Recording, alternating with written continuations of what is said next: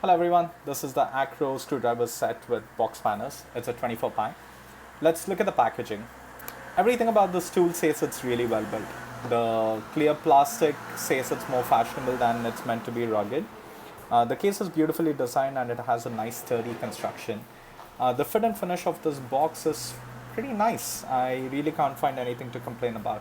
It has a nice little groove over here so that you can hang it if at all you do need to. Otherwise, it's a nice looking tool. The tool has the brand INGCO. The handlebar says it's INGCO.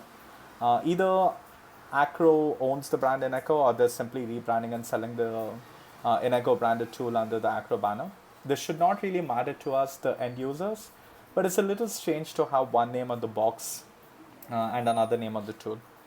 Now, all the screw bits and the box spanners are exceptionally well made. So you can see just how beautifully this has been machined. Seems like they're built to last. I don't really know in case you can over torque these without ending up breaking the nib or something, but for most everyday use, I think we are okay.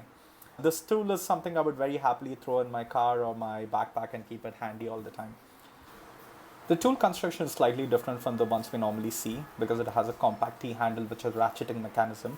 Let me tell you, the ratcheting sound the tool makes is absolutely brilliant, albeit a little wobbly to use when you're trying to drive something in.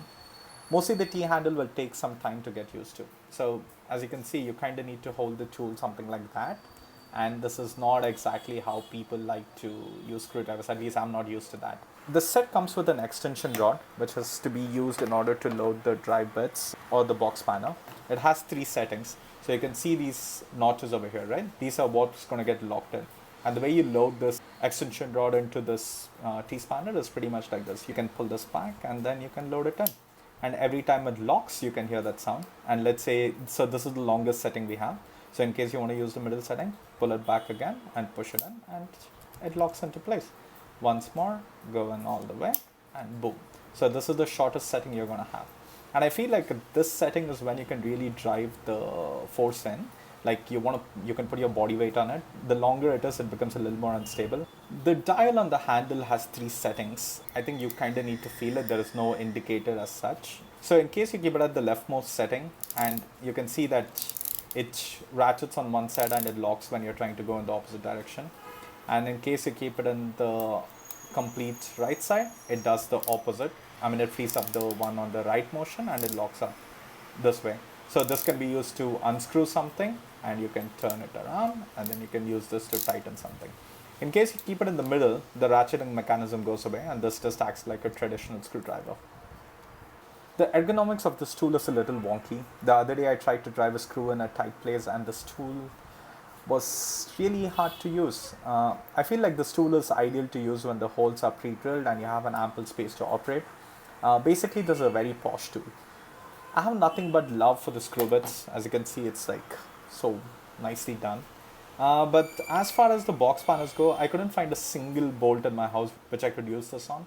I feel like these are really small. Maybe in case, yeah, these are like 10 mm and it seems like all the bolts in my house are slightly bigger than 10 mm. So I don't really know in what applications I'll be using these, but I'm sure when the time comes, I'll be very glad that I do have this in my toolbox. So let's wrap this up. Let's break down this entire review into like 4 headings. Firstly, the build. The tool is exceptionally well made. Everything is very tactile. It feels like a premium product. Just looking at the knurling over here, you can just tell how much machining and effort has gone into making this tool. I'm sure you're not going to have any complaints about the quality of the tool whatsoever. Next is the ease of use. The tool is useless if you can't use it as intended. But it will take some time to get used to this tool, the TE setting, especially if you're accustomed to a regular screwdriver.